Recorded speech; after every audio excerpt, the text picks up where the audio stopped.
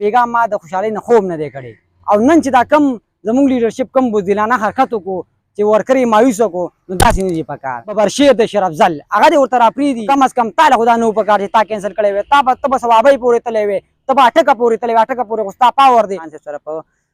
کور کې چې کوم غریبتاري وه هغه هم ما ورکړی کوټ لک په جیل کې ما ټایم تېر کړی دی د نامناسبه خبره ده ډېره د افسوس خبره ده دا ورکر مایوسۍ بسم الله الرحمن الرحیم ایاک نعبد و ایاک نستعین زما خو ایمل سجاد نوم دی او الحمدلله د 400 چې کوم نظریاتي او جنوني ورکرانو کې زما نوم راځي چې خان صاحب سره په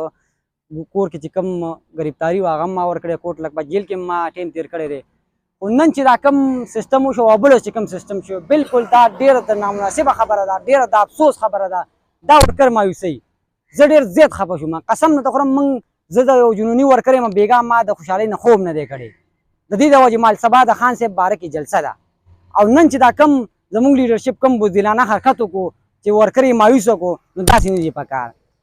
یو کس ته چې ببرشیر د شرف زل هغه دې ورته راپرېږدي انشاءالله ګوره دا جلسې به هم کېږي دا احتجاج به هم کېږي او زر ته قسمیه نه کړي چې ماښام به انشاءالله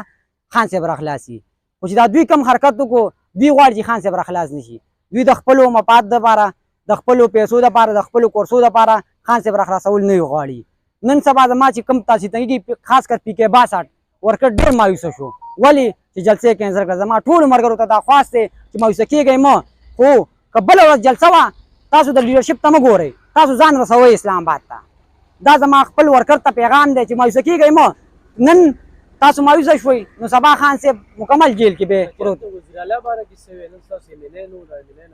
وزیر اعلی باره کې هم زه دا خبره کوم چې وزیر اعلی صاحب تا خو بل پرون داسې خبره وکړه چې تا وویلې چې دا جلسه به کېږي او په هر قانون به کېږي او نن تا یوټرن ولګو نو تا له هم نه و پکار ځکه چې یو ایم د ته وزیر اعلی د ټولې صوبې پاور تا سره دی او تا